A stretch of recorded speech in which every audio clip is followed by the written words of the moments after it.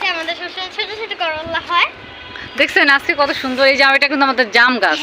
হ্যাঁ, জাম গাছের উপর এই জাম গাছের উপর করলা ধরছে। এটা এখন ছিড়বো, আমি ছিড়বো, দুইজনে মিলেই ছিল। গাছ ছিড়ে আরে করলাটা বড়ই তো মনে হয় আরো বড় হবে, তাহলে রেখে দে। বাট দেখো না এখান থেকে কি হয়ে যাচ্ছে। আচ্ছা ছিঁড়ে ফেলাও তাইলে। মাশাআল্লাহ, তাও তো একটু বড় হয়েছে। এই যে গাইস আমাদের মিনি করলা, মিনি করলা গাইস।